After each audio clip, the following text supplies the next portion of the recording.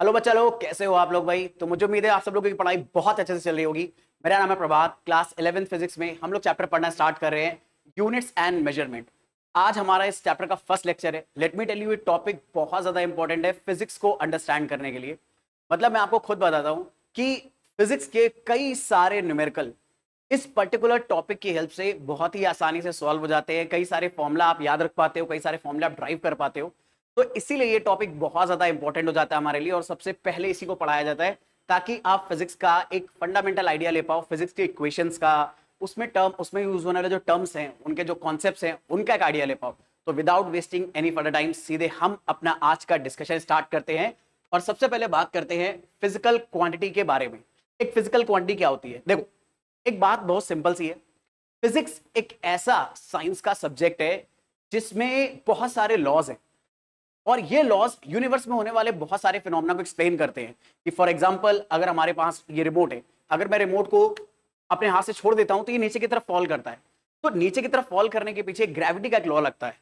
ऐसे ही और भी बहुत सारे लॉज हैं, लेकिन आपको एक बहुत इंपॉर्टेंट बात बताता हूं। इन लॉज को प्रूफ करने के लिए बहुत सारे एक्सपेरिमेंट्स हमें करने पड़ते हैं, और उन एक्सपेरिमेंट से मिलने वाले डेटा को हम कंपाइल करके दरअसल में लॉज बनाते हैं। अब जब हम ये बहुत सारे एक्सपेरिमेंट कंडक्ट करते हैं तो बहुत सारी ऐसी क्वांटिटीज होती हैं जिन्हें हमें मेजर करना पड़ सकता है।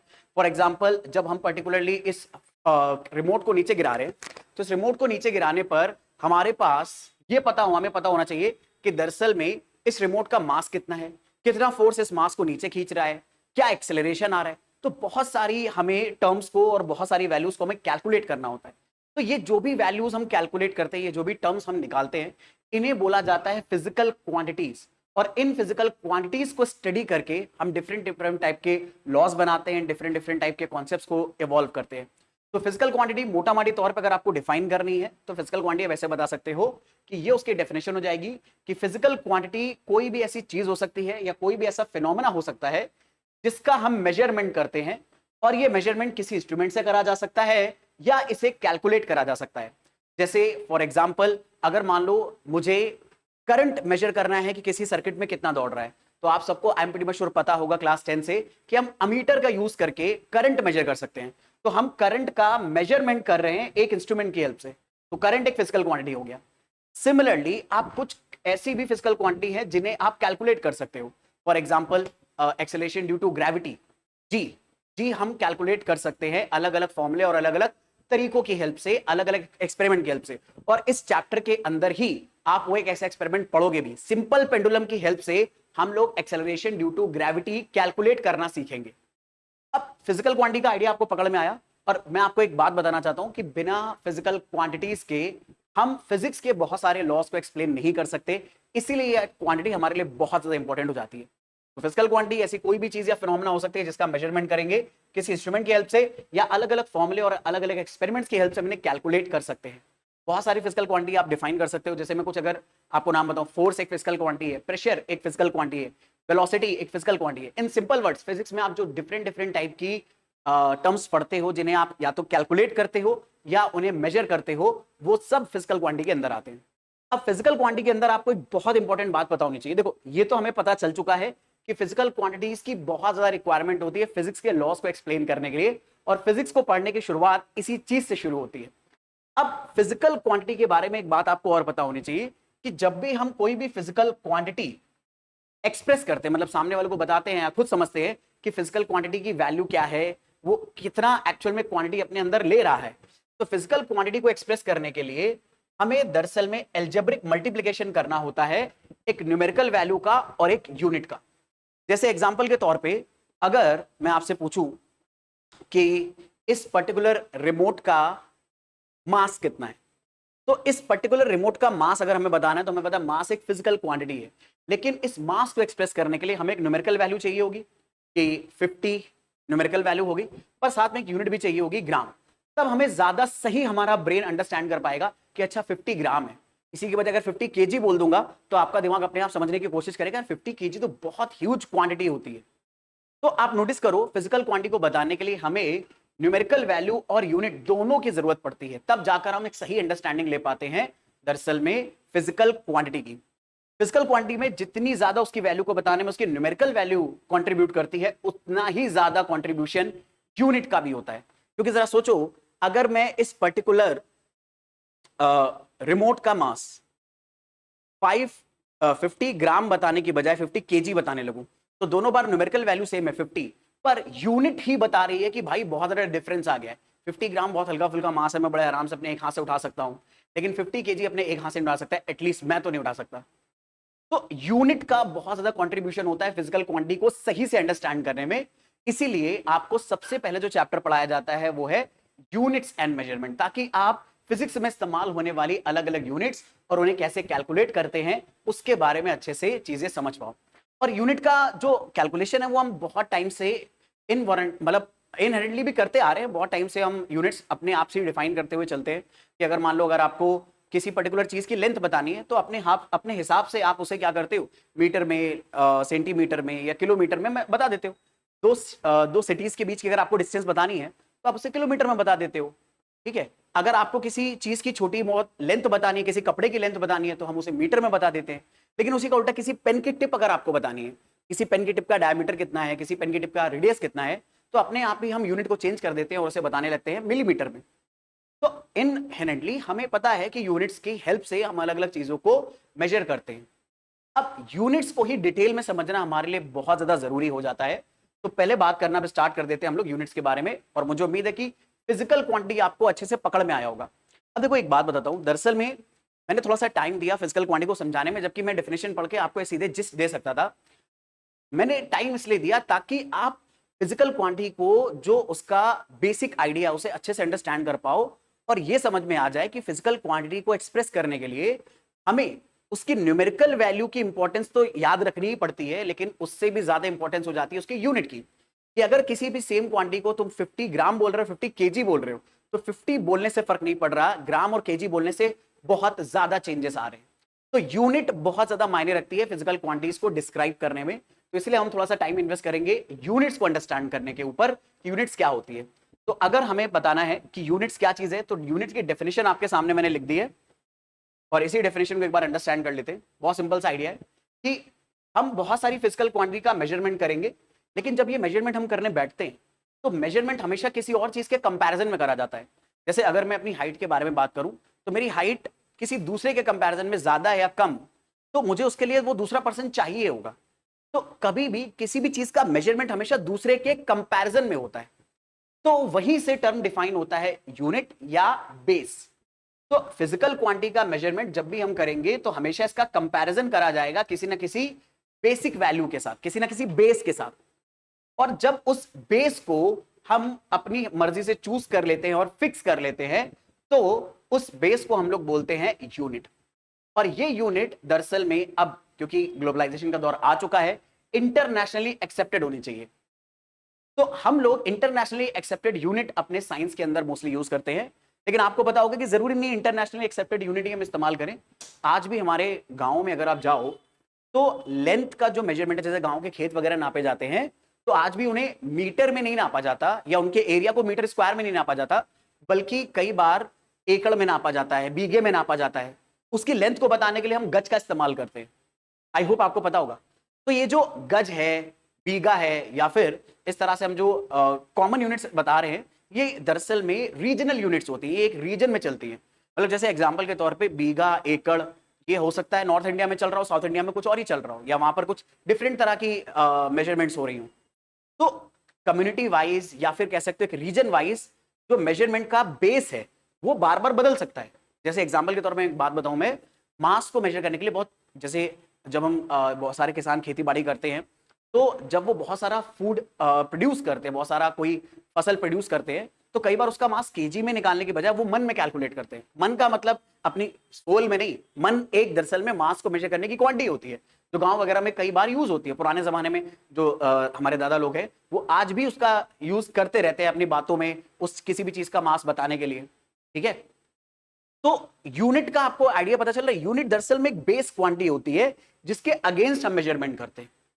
तो ये यूनिट बहुत सारी अलग अलग हो सकती है, रीजन टू रीजन चेंज हो सकती है, पर्सन टू पर्सन चेंज हो सकती है। आपका जो मन, आप वो यूनिट चूज कर सकते हो। आप बिल्कुल फ्री हो उस यूनिट को चूज करने के लिए।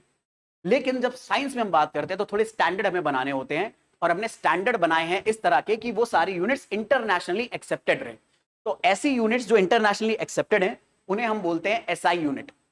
और सबसे एक इंपॉर्टेंट चीज बताना चाहूंगा, हम लोगों ने हर चीज की यूनिट एक्चुअल में नहीं बनाई है। हम सही हर चीज की यूनिट डिराइव कर सकते हैं, लेकिन इन सारी चीजों की यूनिट डिराइव करने के लिए हमने 7 फंडामेंटल क्वांटिटीज बनाई हुई हैं। लेकिन उससे पहले फटाफट बात कर लेते हैं हमारे पास क्या क्या डिफरेंट यूनिट्स के सिस्टम हैं जो हम साइंस में बहुत ज्यादा यूज करते हैं। तो हमारे पास एक तो सिस्टम है जिसे हम बोलते हैं एसआई सिस्टम, लेकिन उसके अलावा लेंथ, मास और टाइम को मेजर करने के लिए 3 बहुत ही कॉमन सिस्टम हम देखते हैं, हम यूज करते हैं। पहला है सीजीएस सिस्टम, इसमें लेंथ हम सेंटीमीटर में मेजर करते हैं, मास को ग्राम में और टाइम को सेकंड में। फिर होता है एक एफपीएस सिस्टम। एफपीएस सिस्टम बहुत ज्यादा यूज होता है ब्रिटेन में, और क्योंकि आपको पता है हम सब पर मतलब इंडिया पर अंग्रेजों ने बहुत टाइम तक राज करा हुआ है। तो आज भी बताऊं कि मैंने केमिकल इंजीनियरिंग करा हुआ है, तो केमिकल इंजीनियरिंग की कैलकुलेशन में आज भी बहुत सारे वैल्यूज का कैलकुलेशन हम दरअसल में फुट, पाउंड और सेकंड में करते हैं। तो एफ है फुट, जिसमें लेंथ को फुट में नापा जाता है, मास को पाउंड में और टाइम को सेकंड में। ये मोस्टली ब्रिटेन में यूज होता था, ठीक है। फिर हमारे पास आया एमकेएस सिस्टम, ये सबसे कॉमन है, जिसमें हम मास को मेजर करेंगे, लेंथ को मेजर करेंगे मीटर में, मास को मेजर करेंगे किलोग्राम में और टाइम को मेजर करेंगे सेकंड में। तो ये तो 3 आपने देखे एग्जांपल, ये 3 अलग अलग सिस्टम है जो आज भी बहुत कॉमनली यूज होते रहते हैं। तो ऐसी कंफ्यूजन बहुत बार ना आए, इसके लिए हम लोगों ने एक स्टैंडर्ड सिस्टम बना रखा है, स्टैंडर्ड यूनिट्स बना रखी हैं। और ये स्टैंडर्ड यूनिट्स हमने असाइन कर रखी हैं दरअसल में 7 फंडामेंटल क्वांटिटीज को। अब ये फंडामेंटल क्वांटिटीज क्या है? देखो, ये है फिजिकल क्वांटिटीज ही। बहुत सारी ऐसी फिजिकल क्वांटिटीज होती हैं जो दरअसल में खुद दूसरी क्वांटिटी के ऊपर डिपेंड करती हैं। जैसे एग्जांपल के तौर पे स्पीड। अगर स्पीड हमें निकालना है तो हमें यह देखना होता है भाई स्पीड एक फिजिकल क्वांटिटी। कैसे पता? क्योंकि या तो हम स्पीड को किसी इंस्ट्रूमेंट से मेजर कर सकते हैं, या फिर उससे हम लोग किसी फॉर्मूले से कैलकुलेट कर सकते हैं। हम सबको पता है कि स्पीड का फॉर्मूला है डिस्टेंस अपॉन टाइम। तो यानी स्पीड का कैलकुलेशन करा जा सकता है डिस्टेंस और टाइम की हेल्प से। ये फॉर्मूला हम लोग क्लास शायद 8th में पहली बार आपने पढ़ा होगा, 8th या 7th में, तब से पढ़ते आ रहे हैं। तो हम स्पीड का कैलकुलेशन कर सकते हैं डिस्टेंस और टाइम की हेल्प से, और डिस्टेंस का मेजरमेंट करा जा सकता है। आप डिस्टेंस नाप सकते हो कि एक बॉडी ने 10 मीटर डिस्टेंस कवर करी, 20 मीटर डिस्टेंस कवर करी, ये डिस्टेंस हम नाप सकते हैं। और टाइम को भी मेजर कर सकते हैं अपनी वॉच की हेल्प से। तो ये दोनों चीजें हम मेजर कर सकते हैं, और इन मेजरमेंट को इस फॉर्मूले में रख के स्पीड को कैलकुलेट कर सकते हैं। ये बात तो हमें पकड़ में आ रही है। तो स्पीड का कैलकुलेशन अगर कर सकते हैं तो स्पीड एक फिजिकल क्वांटिटी हो गई। और साथ ही साथ हम एक बात ये भी समझ सकते हैं कि स्पीड को एक्सप्रेस करने के लिए हमें एक मैग्नीट्यूड चाहिए होगा, हमें बताना होगा स्पीड कितनी है, 10 किलोमीटर पर आवर है, 20 किलोमीटर पर आवर है। तो हमें एक मैग्नीट्यूड चाहिए होगा, और साथ ही साथ एक यूनिट चाहिए होगी, किलोमीटर पर आवर है, किलोमीटर पर सेकेंड है, किलोमीटर पर कह सकते हो मिनट है, क्या है। तो स्पीड एक फिजिकल क्वांटिटी तो हो गई, ये बात तो हमें पक्की तौर पर पता है। लेकिन जरा नोटिस करो, ये स्पीड की क्वांटिटी निकालने के लिए हमें बस 2 क्वांटिटीज की जरूरत पड़ी, और हमने इसकी हेल्प से स्पीड निकाल ली। फिजिक्स में कई बार ऐसा होगा कि एक फिजिकल क्वांटिटी दो कई डिफरेंट फिजिकल क्वांटिटी के ऊपर डिपेंड करेंगी। तो मोटा मोटी तौर पे कहानी ये है कि फिजिक्स में बहुत सारी ऐसी फिजिकल क्वांटिटीज हैं जो डायरेक्टली और इनडायरेक्टली किसी ना किसी और फिजिकल क्वांटिटी के ऊपर डिपेंड करती है।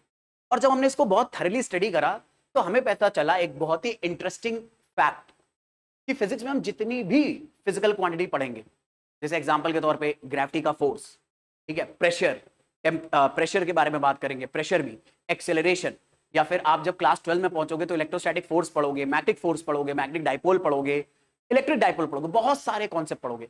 आपको पता चलेगा ये हर एक चीज फंडामेंटली सिर्फ 7 में से कुछ चीजों के ऊपर ही डिपेंड करती है।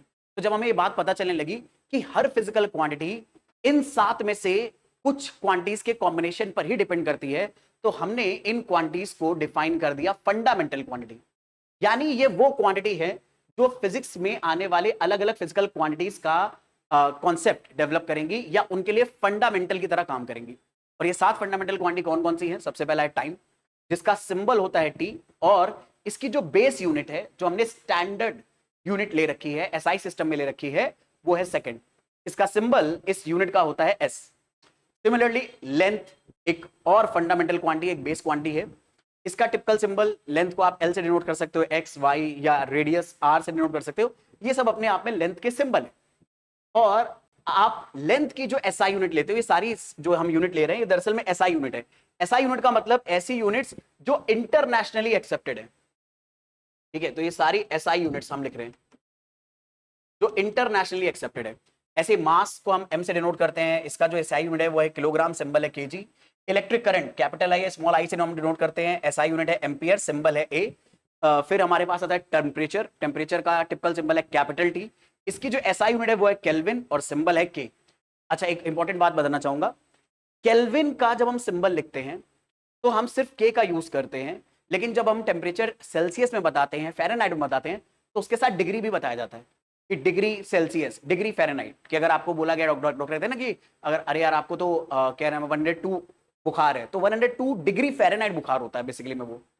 तो फ़ारेनहाइट और सेल्सियस के साथ हमेशा डिग्री का टर्म यूज करा जाता है, लेकिन केल्विन के साथ आपको कोई भी डिग्री का टर्म यूज करने की जरूरत नहीं है। आप सीधे बता सकते हो किसी बॉडी का टेम्परेचर 400 केल्विन है, 200 केल्विन है, 100 केल्विन है। केल्विन का टेम्परेचर, एक बात बता दूं, नेगेटिव कभी नहीं हो सकता। आप कभी ये नहीं कह सकते कि किसी बॉडी का टेम्परेचर -5 केल्विन है, नो, गलत है वो बिल्कुल। दरअसल में टेम्परेचर की जो मिनिमम वैल्यू आ सकती है केल्विन में, वो 0 केल्विन है। 0 केल्विन को बोलते हैं एब्सोल्यूट जीरो, उसके नीचे टेम्परेचर जा ही नहीं सकता है। केल्विन के बारे में ये बात याद रखिए। ऐसे ही अमाउंट ऑफ सब्सटेंस हम मेजर कर सकते हैं मोल में। मोल की एसआई यूनिट होती है MOL, मतलब इसका सिंबल होता है MOL, एसआई यूनिट है मोल, ठीक है, और इसका सिंबल होता है N। ऐसे एक और फंडामेंटल क्वांटिटी है ल्यूमिनस इंटेंसिटी, लाइट की कितनी इंटेंसिटी है। जैसे लाइट यहां पे जल रही है तो मेरे ऊपर उसकी कुछ ना कुछ इंटेंसिटी पड़ रही है, तो लाइट की कितनी इंटेंसिटी है, ये भी अपने आप में एक फंडामेंटल क्वांटिटी है। बहुत सारी फिजिकल क्वांटिटी इसकी हेल्प से डिराइव कर सकते हैं। तो लाइट इंटेंसिटी को हम लोग टिपिकली सिंबल देते हैं IV से, या आई का भी आप यूज कर सकते हो, ठीक है। इसका जो एसआई यूनिट है उसका नाम है कैंडला और इसका सिंबल होता है CD। हालांकि ये बहुत ही कम हमें यूज करना पड़ेगा। सबसे ज्यादा हम जो यूज करेंगे वो है टाइम, लेंथ, मास, कुछ जगहों पे करंट और टेम्परेचर का भी यूज काफी ज्यादा होगा, लेकिन सबसे ज्यादा यूज जो होगा वो टाइम, लेंथ और मास का होने वाला है। तो कहने का मतलब ये है, कहने का तात्पर्य ये है कि बहुत सारी फिजिकल क्वांटिटीज हमारे पास है, लेकिन उन बहुत सारी फिजिकल क्वांटिटीज में से ज्यादातर फिजिकल क्वांटिटी इन 7, मतलब ज्यादातर क्या, ऑलमोस्ट सारी फिजिकल क्वांटिटी इन 7 क्वांटिटीज पर ही डायरेक्टली या इनडायरेक्टली डिपेंड करती हैं। इसलिए हमने इनको डिफाइन कर लिया कि कौन सी हमारे पास 7 फंडामेंटल क्वांटिटी है और साथ ही साथ इनकी यूनिट्स क्या है। हाँ, लेकिन एक बात बता दूं, इसके अलावा हमारे पास 2 सप्लीमेंट्री यूनिट और है। मतलब उन्हें फंडामेंटल यूनिट्स नहीं माना जाता, उन्हें फंडामेंटल क्वांटिटीज नहीं माना जाता, लेकिन फिजिक्स में वो बहुत ज्यादा यूज होंगी हियर एंड देयर, और वो है एंगल। एंगल भी 2 टाइप के होते हैं, एक होता है प्लेन एंगल, एक होता है सॉलिड एंगल। हो सकता है बहुत सारी जनता सॉलिड एंगल पहली बार नाम सुन रही हो। सॉलिड एंगल जैसी भी चीज होती है, और सॉलिड एंगल का मतलब ये नहीं है कि वो सॉलिड टाइप का होता है, इसकी सॉलिड शेप होती है। सॉलिड एंगल की अपनी एक डेफिनेशन होती है, उसके हिसाब से हम लोग बात करेंगे। बाकी नॉर्मल एंगल तो आई एम प्रीटी श्योर आप लोगों को अच्छे से पता ही है, ठीक है, उसके बारे में भी बात करेंगे। फिलहाल अपनी कहानी को आगे बढ़ाते हैं, और अगली जो चीज हमें पढ़नी है वो है डिराइव्ड क्वांटिटीज और उनकी यूनिट्स। देखो, हम लोगों ने समझ लिया है कि बहुत सारी फिजिकल क्वांटिटीज दरअसल में इन 7 फंडामेंटल क्वांटिटी के ऊपर डिपेंड करेंगी। तो वो फिजिकल क्वांटिटीज जो इन 7 फंडामेंटल क्वांटिटी पे डिपेंड करती हैं, उन्हें बोला जाता है डिराइव्ड क्वांटिटीज, क्योंकि वो क्वांटिटीज इनकी हेल्प से डिराइव हुई हैं। जैसे एग्जांपल के तौर पे, अगर मैं जो पहली बात, तो अगर डिराइव क्वांटिटी को डिफाइन कर रहा हूं तो हम क्या बोल सकते हैं, इसकी डेफिनेशन क्या हो सकती है। तो हम बोल सकते हैं डिराइव्ड क्वांटिटीज आर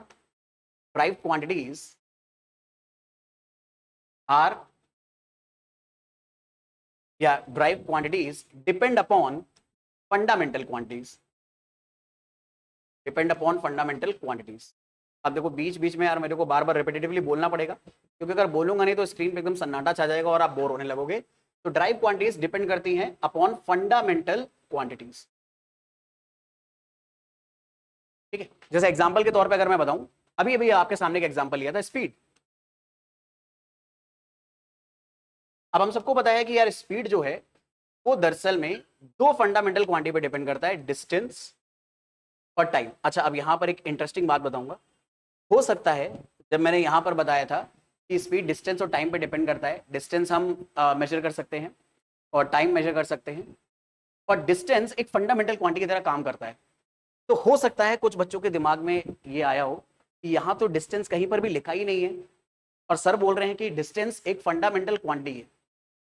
तो अगर आप थोड़ा सा दिमाग लगाओगे तो आपको पता चलेगा कि डिस्टेंस दरअसल में एक तरह की लेंथ होती है।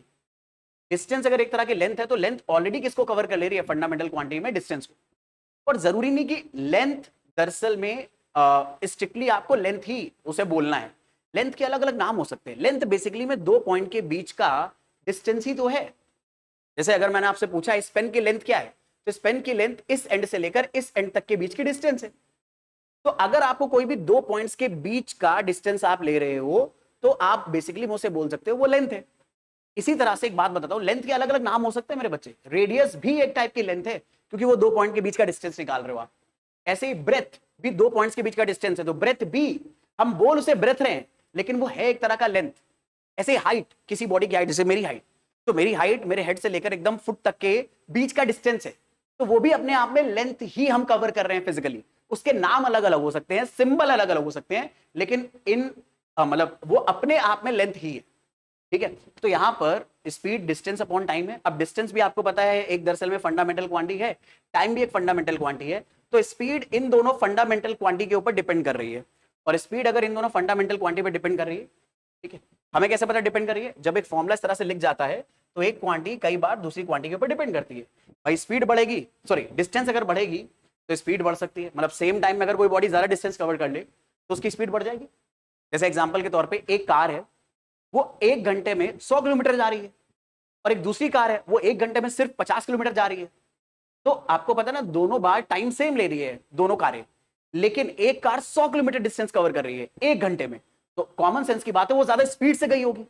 और जो एक दूसरी कार है वो 1 घंटे में सिर्फ 50 किलोमीटर डिस्टेंस कवर कर रही है, उसने कम डिस्टेंस अगर कवर करी है तो जाहिर सी बात है उसकी स्पीड कम रही होगी। तो स्पीड हमारे लिए एक ऐसी क्वांटिटी है, ठीक है, जो डिस्टेंस और टाइम के ऊपर डिपेंड कर रही है। और स्पीड डिफरेंट डिफरेंट आ सकती है डिपेंडिंग अपॉन सेम टाइम में कोई बॉडी कितनी ज्यादा डिस्टेंस कवर कर रहा है। जो ज्यादा डिस्टेंस कवर करेगा सेम टाइम में उसकी स्पीड ज्यादा होगी, और जो कम डिस्टेंस कवर करेगा उसकी स्पीड कम होगी। ये बहुत ही ऑब्वियस सा फैक्ट है। अब इस सारे फैक्ट्स को अपने दिमाग में आराम से बैठने दो।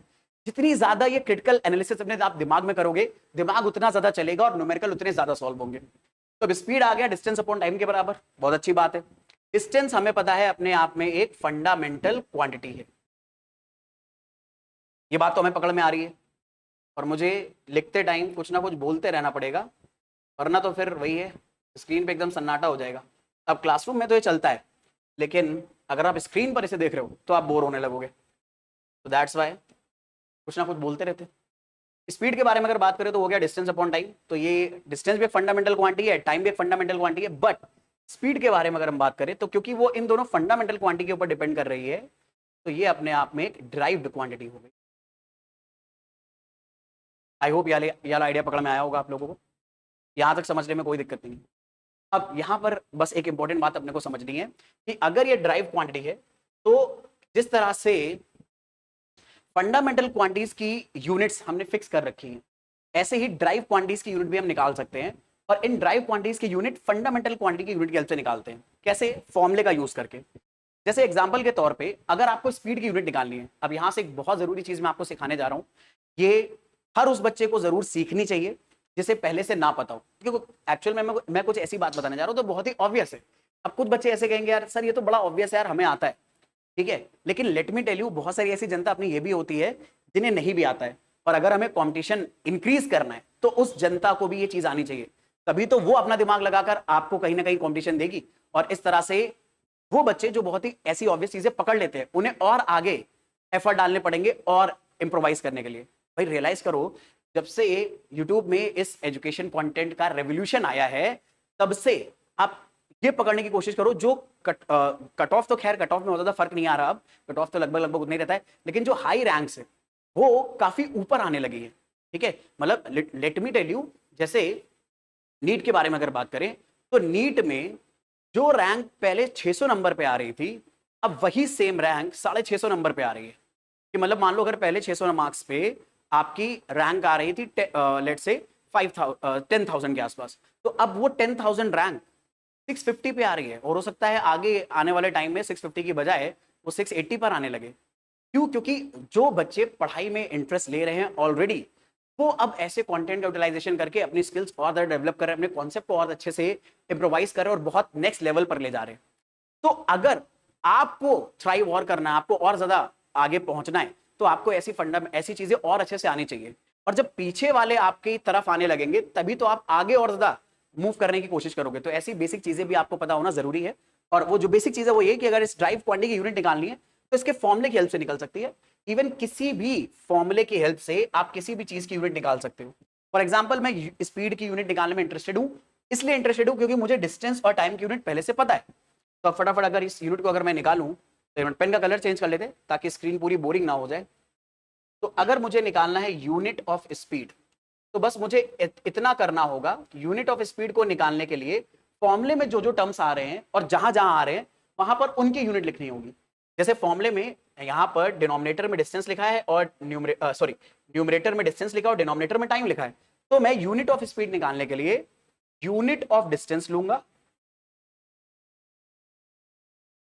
और इसे डिवाइड कर दूंगा यूनिट ऑफ टाइम के साथ। और यहां पर फिर मैं वही कहूंगा, कुछ ना कुछ मुझे बोलते रहना पड़ेगा वरना तो आप बोर होने लगोगे। ठीक है, चलो फटाफट। अब यूनिट ऑफ डिस्टेंस अगर मैं बात करूं तो यूनिट ऑफ डिस्टेंस हो जाएगा मेरे बच्चे, एसआई यूनिट है मीटर और यूनिट ऑफ टाइम है एसआई यूनिट सेकंड। तो हमारे यूनिट ऑफ स्पीड की वैल्यू आ गई मीटर पर सेकंड। अब मीटर पर सेकंड को चाहो तो आप ऐसे भी लिख सकते हो मीटर, सेकंड का सिंबल आपको याद होगा मेरे बच्चे एस है, तो आप अगर आलसी हो तो आप एस लिख सकते हो, लेकिन सेकंड को अगर न्यूमीटर में भेज रहे हो तो पावर आ जाएगी -1। थोड़ा सा छोटा करके लिख देते हैं। तो ये हमारा आ जाएगा पूरा यूनिट ऑफ स्पीड।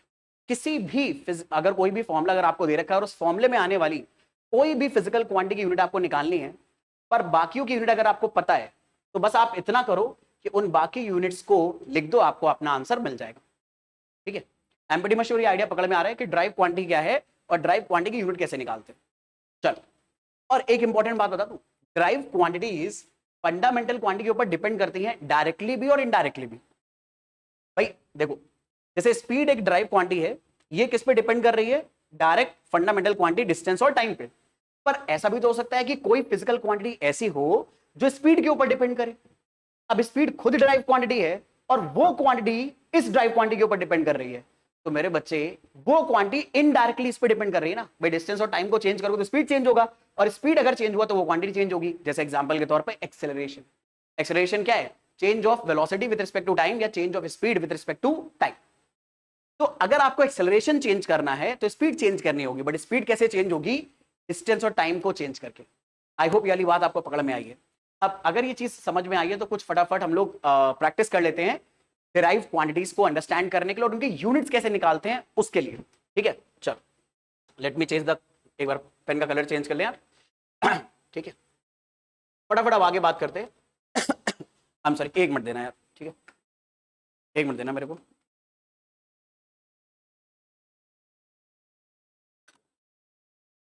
कितना टाइम हो गया? 27 मिनट। ठीक है, मतलब सही पेस पे जा रहे अपन। तो क्वेश्चन ये है मेरे बच्चे कि फॉर एग्जांपल जैसे मैंने आपसे कह दिया कि हमें निकालना है यूनिट ऑफ एक्सेलरेशन। ठीक है, करते हैं इसको, यूनिट ऑफ एक्सेलरेशन निकालने की कोशिश करते हैं। सिंपल है, लेकिन इसके लिए हमें क्या पता होना चाहिए? एक्सेलरेशन का फॉर्मूला। अब एक्सेलरेशन का जो फॉर्मूला है वो होता है change in velocity with respect to time. अब मेरे बच्चे, अगर मुझे एक्सेलरेशन की यूनिट निकालनी है तो आइडिया ये चलेगा कि यूनिट ऑफ एक्सेलरेशन आएगा बराबर unit of change in velocity, ये आ गया, divided by unit of time. यही तो मैंने आपको कहा था कि किसी भी फिजिकल क्वांटिटी की अगर यूनिट आपको निकालनी है तो सबसे पहले उसका फॉर्मूला लिखो और उस फॉर्मूले में जिन जिन चीजों की यूनिट्स आपको, जिस चीज की यूनिट निकालनी है उसकी यूनिट लिख लो, और जिसकी हेल्प से निकालनी है उस फॉर्मूले में जहां जहां वो चीज लिखी है उनकी यूनिट लिख लो। अब unit of change in velocity निकालनी है तो आपको एक बहुत इंपॉर्टेंट बात बताऊंगा, इसे अच्छे से याद रखना।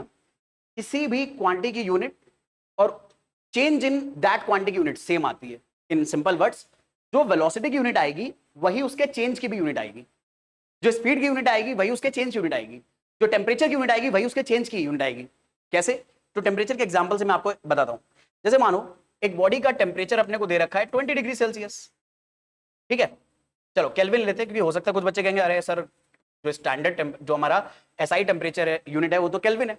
तो एक टेम्परेचर अगर 200 केल्विन है और ये टेम्परेचर चेंज होकर हो गया 300 केल्विन, तो अगर मैं कहूं यार चेंज इन टेम्परेचर निकालो, तो चेंज को हम लोग फिजिक्स में डेल्टा से डिनोट करते हैं। तो अगर मैंने कहा कि यार चेंज इन टेम्परेचर निकालो, तो मेरी जनता, आप चेंज इन टेम्परेचर निकालने के लिए T2 में से T1 माइनस करोगे, क्योंकि टेम्परेचर T1 से T2 हो गया, तो 300 माइनस 200 करो, आंसर 100 केल्विन आया। तो नोटिस करो जो टेम्परेचर की यूनिट आ रही है वही उसके चेंज की यूनिट आ रही है। क्योंकि फिजिक्स का एक रूल है मेरे बच्चे, आप सिर्फ सेम यूनिट की चीजों को ही ऐड और सब्ट्रैक्ट कर सकते हो। मल्टीप्लाई डिवीजन के लिए रूल वैलिड नहीं है, आप किसी भी डिफरेंट डिफरेंट यूनिट के टर्म्स मल्टीप्लाई डिवाइड कर सकते हो, पर ऐड और सब्ट्रैक्ट करने के लिए रूल है कि आप सिर्फ सेम यूनिट की चीजें ही ऐड सब्ट्रैक्ट कर सकते हो, क्योंकि डिफरेंट यूनिट की चीजें ऐड सब्ट्रैक्ट करने का कोई सेंस नहीं बनता है। इसलिए वो एक रूल बन गया है, मतलब सेंस नहीं बनता है ऑब्वियसली।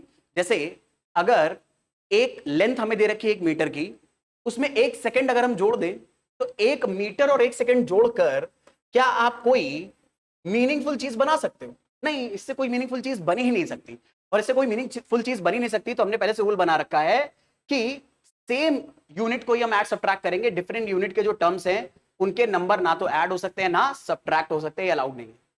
तो अगर हमें पता है कि सेम यूनिट्स के ही टर्म सब्ट्रैक्ट हो सकते हैं, तो जब भी चेंज निकालोगे तो चेंज के लिए आपको इन दोनों को सब्ट्रैक्ट करना होगा, और सब्ट्रैक्ट सेम यूनिट के ही टर्म हो सकते हैं। और अगर सेम यूनिट के ही टर्म सब्ट्रैक्ट होंगे तो जो डिफरेंस आएगा या जो चेंज आएगा उसकी यूनिट भी सेम ही आएगी। I am pretty much sure ये आइडिया पकड़ में आया होगा। और अगर आइडिया पकड़ में आया है तो भाई अपना अप्रिसिएशन शो करने के लिए कि हाँ ये चीज आपको पकड़ में आई है, अभी जरा लाइक बटन प्रेस कर देना, ताकि हमें भी मोटिवेशन मिले कि हाँ भाई बच्चों को ये चीजें पकड़ में आ रही हैं, हम जो समझाना चाह रहे हैं, जो बच्चे शायद पहले नहीं सीख पा रहे थे अब आराम से वो सीख पा रहे हैं।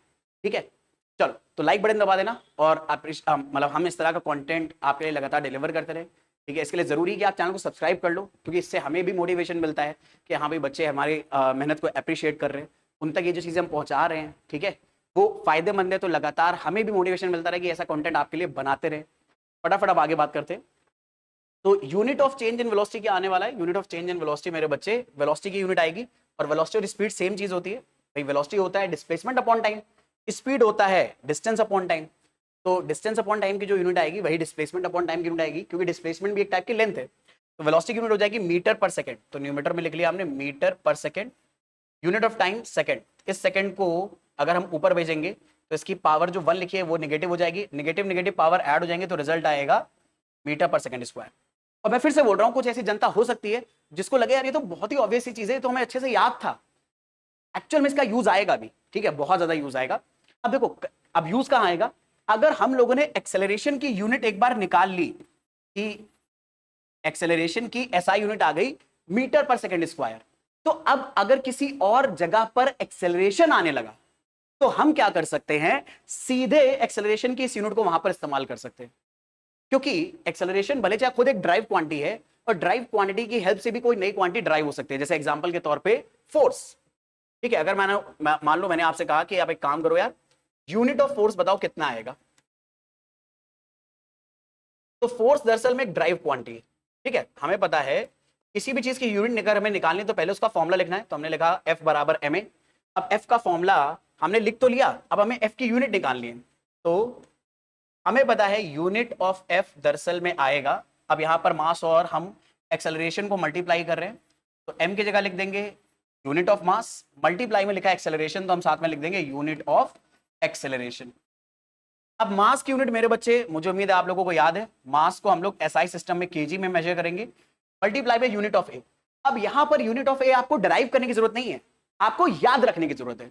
अब आपने एक्सेलरेशन की यूनिट देखी थी मीटर पर सेकंड स्क्वायर, तो वो सीधे यहां पुट कर दो आप मीटर पर सेकंड स्क्वायर। तो हमारे पास यूनिट ऑफ फोर्स जो आ गया है वो आ गया है किलोग्राम मीटर पर सेकंड स्क्वायर। ये दरअसल में एसआई यूनिट हम निकाल रहे हैं फोर्स की। और आपको एक बात बता दूं, इस एसआई यूनिट को किलोग्राम मीटर पर सेकंड स्क्वायर को न्यूटन को रिस्पेक्ट देने के लिए इस यूनिट को न्यूटन भी बोल दिया गया है। तो वैसे तो किलोग्राम मीटर पर सेकंड स्क्वायर है, लेकिन न्यूटन को रिस्पेक्ट देने के लिए इस यूनिट को बोल दिया है न्यूटन, और इसका सिंबल कैपिटल एन यूज कर सकते हो आप। तो फोर्स की यूनिट क्या हो गई? न्यूटन हो गई। आप न्यूटन भी बोलोगे तो भी चलेगा, क्योंकि अब लोग समझ जाएंगे न्यूटन का मतलब है किलोग्राम मीटर पर सेकंड स्क्वायर, और किलोग्राम मीटर पर सेकंड स्क्वायर बोलोगे तो भी चलेगा, क्योंकि लोग वही समझेंगे। ठीक है, आगे बात करते हैं। अब एक और क्वेश्चन करते हैं। अब देखो, जो मैं आपको इतनी देर से बात बताने की कोशिश कर रहा था कि डिराइव क्वांटिटीज हमारे लिए क्यों समझना जरूरी है, क्योंकि बहुत सारी ऐसी क्वांटिटीज होती हैं जो फंडामेंटल क्वांटिटी पे डिपेंड करेंगी, उन्हें हम बोलेंगे ड्राइव क्वांटिटी। ठीक है, ड्राइव क्वांटिटी खुद फंडामेंटल क्वांटिटी पे डिपेंड करती है, लेकिन बहुत सारी ऐसी भी ड्राइव क्वांटिटीज होती हैं जो दरअसल में ड्राइव क्वांटिटी के ऊपर ही डिपेंड करेंगी। ठीक है, और ऐसी क्वांटिटीज का अगर हमें यूनिट निकालना है तो सीधे हम इन ड्राइव क्वांटिटीज की हेल्प से निकाल सकते हैं। जैसे एक्सेलरेशन एक ड्राइव क्वांटिटी थी, हमें उसकी यूनिट मिली मीटर पर सेकंड स्क्वायर, और उसी की यूनिट का इस्तेमाल करके हमने एक नई क्वांटिटी, एक नई ड्राइव क्वांटिटी यूनिट निकाल ली। भाई इस फॉर्मूले को अगर आप ध्यान से देखोगे F इक्वल टू एम, तो m एक फंडामेंटल क्वांटिटी है बट a एक ड्राइव क्वांटिटी है। तो हर बार कोई क्वांटिटी फंडामेंटल क्वांटिटी पे ही डिपेंड करे ऐसा जरूरी नहीं है। जैसे फोर्स एक फंडामेंटल क्वांटिटी और एक ड्राइव क्वांटिटी के ऊपर डिपेंड कर रहा है, कर सकता है, लेकिन ये ड्राइव क्वांटिटी खुद किस पे डिपेंड करती है? फंडामेंटल क्वांटिटी पे। तो फोर्स इनडायरेक्टली फंडामेंटल क्वांटिटी पे ही डिपेंड कर रहा है। ठीक है, चलो अब जैसे एक क्वेश्चन दे रहा हूं मैं आपको, आप क्लास 12 में एक फॉर्मूला पढ़ोगे मेरे बच्चे, I am sorry, F is equal to K Q1 Q2 upon R square. यहां पर जो फोर्स है, इस फोर्स को बोला जाता है कूलम फोर्स। ये आप क्लास 12 में पढ़ोगे। बेसिकली में दो चार्ज, जैसे पॉजिटिव और नेगेटिव चार्ज है, ये दोनों एक दूसरे को अट्रैक्ट करेंगे, या पॉजिटिव पॉजिटिव या नेगेटिव नेगेटिव चार्ज है तो ये दोनों एक दूसरे को रिपेल करेंगे। तो ये जो अट्रैक्शन या रिपल्शन फोर्स लग रहा है, ये कितना है, इस फोर्स को निकालने के लिए हम इस फॉर्मूले की हेल्प लेते हैं। तो अगर मान लो ये हमारा Q1 चार्ज है, ये Q2 चार्ज है, इनके बीच में डिस्टेंस R है, तो इन दोनों के बीच में लगने वाले फोर्स को निकालने के लिए हम इस फॉर्मूले का यूज करते हैं, इसे बोलते हैं कूलम फोर्स। कूलम फोर्स में Q1 पहले चार्ज का मैग्नीट्यूड है, और चार्ज का यूनिट आपको पता होना चाहिए कूलम होता है, इतना तो आपने क्लास 10 तक पढ़ा होगा। ऐसे ही Q2 की यूनिट कूलम होगी, R इन दोनों के बीच में डिस्टेंस है तो इसके साइड में मीटर होगी। फोर्स की आपको यूनिट पता है कूलम में। ये यहाँ पर एक इलेक्ट्रोस्टैटिक कांस्टेंट होता है, ये को हम लोग बोलते हैं मेरे बच्चे इस फॉर्मूले में, जैसे ग्रेविटेशन कांस्टेंट कैपिटल G होता है, ऐसे इस फॉर्मूले में K होता है इलेक्ट्रोस्टैटिक कांस्टेंट। अब आपको एक काम करना है, इस इलेक्ट्रोस्टैटिक कांस्टेंट की यूनिट बतानी है, यूनिट ऑफ K निकालना है अपने को।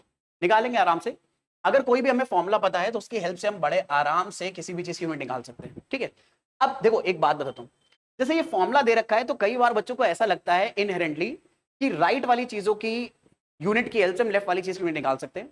ऐसा जरूरी नहीं है, एक फॉर्मूले में आप किसी भी चीज की यूनिट निकाल सकते हो दूसरे की हेल्प से। जैसे हमें फोर्स की यूनिट पता है वो न्यूटन होती है, चार्ज की यूनिट पता है कूलम होती है, लेंथ की यूनिट पता है मीटर होती है, तो हम K की यूनिट निकाल सकते हैं। और अगर मैं यहां पर फॉर्मूला इस्तेमाल करूं तो यहां पर जो फॉर्मूला आएगा वो कुछ ऐसा आएगा कि अगर मुझे K की यूनिट निकालनी है तो मैं सबकी यूनिट लिख दूंगा। तो यूनिट ऑफ फोर्स बराबर आएगा यूनिट ऑफ K मल्टीप्लाई में Q1 Q2 है, यानी हम लेंगे unit of Q1 into unit of Q2, साथ में डिवाइड करेंगे यूनिट ऑफ, हमारे पास R एक तरह की डिस्टेंस है, इसका स्क्वायर। अब यूनिट ऑफ F अगर निकालें तो फोर्स की यूनिट अपने को पता है न्यूटन, यूनिट ऑफ K अगर निकालें तो भाई ये तो अपने को निकालनी है, तो इसे लिखा रहने देते हैं यूनिट ऑफ K मल्टीप्लाई में यूनिट ऑफ Q1। अब चार्ज की यूनिट क्या है? कूलम, तो हमने यहां पे लिख दिया चार्ज की यूनिट कूलम। ठीक है, मल्टीप्लाई में यूनिट ऑफ Q2, ये भी कितना है? कूलम। यूनिट ऑफ R, अब R की यूनिट के बारे में अगर बात करें तो R की यूनिट हो जाएगी मेरे बच्चे मीटर स्क्वायर। तो अगर K की यूनिट निकालनी है तो मीटर स्क्वायर को उधर मल्टीप्लाई कर देंगे, तो हमें जो रिजल्ट मिलेगा फाइनली, मुझे उम्मीद है ये स्क्रीन पर आपको दिख रहा होगा, यूनिट ऑफ K अगर मेरे को निकालना है तो मीटर स्क्वायर को क्रॉस मल्टीप्लाई कर देंगे तो न्यूटन मीटर स्क्वायर न्यूमरेटर में आएगा। लेट मी चेक, पहले स्क्रीन पे दिखाई दे रहा है? हाँ बिल्कुल दिखाई दे रहा है। तो यूनिट ऑफ K अगर निकालना है तो मीटर स्क्वायर को हमने मल्टीप्लाई करा, ये आया न्यूटन मीटर स्क्वायर। कूलम को कूलम से मल्टीप्लाई करोगे कूलम स्क्वायर बनेगा, पर क्रॉस मल्टीप्लाई करोगे तो डिनोमिनेटर में आ जाएगा, तो यहां आ जाएगा कूलम की पावर -2। आई एम श्योर ये बात आपको पकड़ में आ गई है, यहां तक ये चीज समझने में कोई दिक्कत नहीं है। तो I am pretty much sure ये यूनिट कन्वर्जन करना आप लोगों को बड़े आराम से अच्छे से समझ में आ रहा होगा। ठीक है, अच्छा वैसे तो मुझे लेक्चर और ज्यादा आगे कंटिन्यू करना चाहिए था, लेकिन मैं चाहूंगा कि पहले आप इतनी सारी चीजों को आत्मसात कर लो, अच्छे से पकड़ लो, जरूरी है आपके लिए। ठीक है, फिर इसके आगे हम लोग बात करना शुरू करेंगे दो बहुत ही इंपॉर्टेंट चीजों के बारे में। देखो अगर फिजिक्स पे कमांड करना है तो इन दो चीजों के यूनिट्स पर आपको कमांड होना बहुत ज्यादा जरूरी है, क्योंकि ये हेयर एंड देयर अलग अलग जगह पे पॉपअप होता रहेगा और आपको ये चीजें अच्छे से पता होनी चाहिए। एक है यूनिट ऑफ वॉल्यूम, ठीक है, और एक है यूनिट ऑफ प्रेशर, लेकिन इसे हम लोग नेक्स्ट क्लास में कवर करेंगे। इसके साथ ही साथ हम लोग बात करेंगे प्लेन एंगल के बारे में, जैसे मैंने आपको बताया था एंगल एक सप्लीमेंट्री यूनिट है, प्लेन एंगल के बारे में, और साथ ही साथ फिर हम लोग बात करेंगे मौका मिला तो सॉलिड एंगल के बारे में। ठीक है, आज इतने ही रखेंगे ताकि आप पहले आराम से अंडरस्टैंड कर पाओ कि दरअसल में फिजिकल क्वांटिटीज क्या होती हैं, यूनिट्स क्या होती है, यूनिट के अलग अलग सिस्टम क्या है, और एसआई सिस्टम में कैसे हम लोग ड्राइव यूनिट्स का दरअसल में वैल्यू निकालते हैं। आई होप यहाँ तक ये चीजें आपको समझ में आई होगी। ठीक है, तो अगर आपको चीज़ें पकड़ में आई हैं तो अपना अप्रिशिएशन शो करने के लिए चैनल को सब्सक्राइब जरूर कर लेना, बेल आइकन प्रेस कर देना, ताकि जैसे ही ये वीडियोस आपके पास आए तो आपको नोटिफिकेशन मिल जाए और आप अपनी प्रिपरेशन को और स्ट्रॉन्ग करते जा पाओ। ठीक है, बाकी मिलेंगे नेक्स्ट क्लास में, तब तक के लिए जम के पढ़ाई करते रहो, रिविजन करते रहो, जो भी डाउट्स आते रहे जरूर मेरे साथ डिस्कस करते रहो। मुझ तक रीच आउट करने के सारे social media link description box में गिवन है, आप मुझे वहां पर रीच आउट कर सकते हो। तो मिलेंगे नेक्स्ट क्लास में। एक वेरी गुड क्योर रिवर्सल मेरे बच्चे, जमकर पढ़ाई करते रहना। ठीक है, see you in the next class, bye everyone.